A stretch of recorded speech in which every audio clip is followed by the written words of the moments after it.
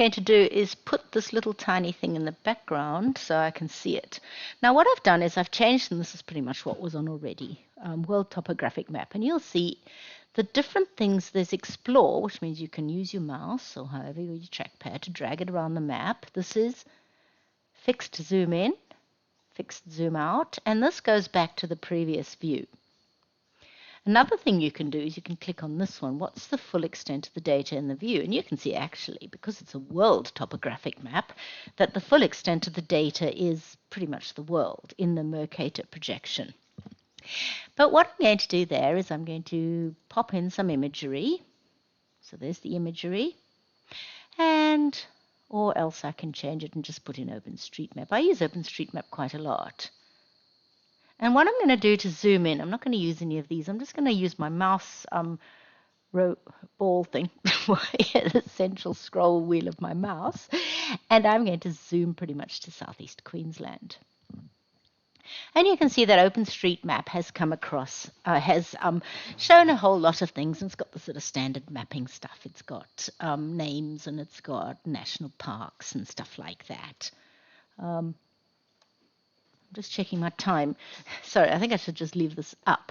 But also, if I go in closely, you can look right in there, and it's got smaller names, it's got street names, and it's even got, like, you know, the different areas, for example.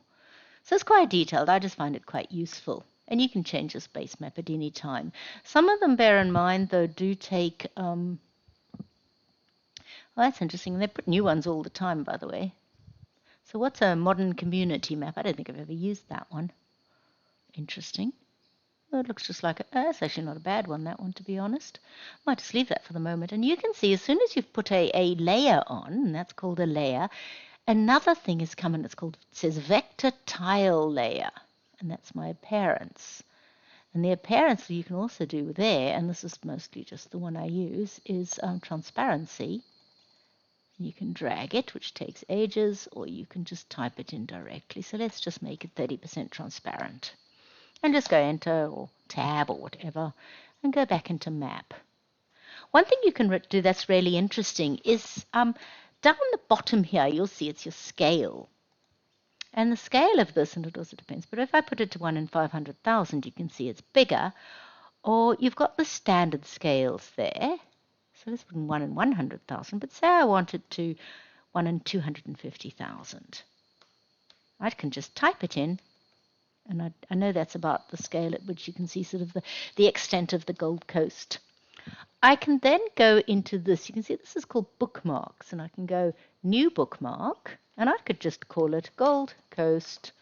And maybe in the description, you could put, for example, if I can find my mouse, which seems to have disappeared, 1 in 250, 1, 2, 3. Okay, oops, have I ever got 250 million? Don't know. Anyway, we'll go okay. And now what you can do is, say you go to the full extent, so there, you just click that one up at the top. I can click on Bookmarks, and you can see there's a new bookmark, and it's called Gold Coast. And it takes me back immediately to there. It's really useful.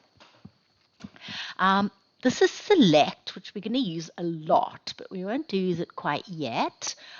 Labeling you can do, and I'll just show you labeling with different data sets.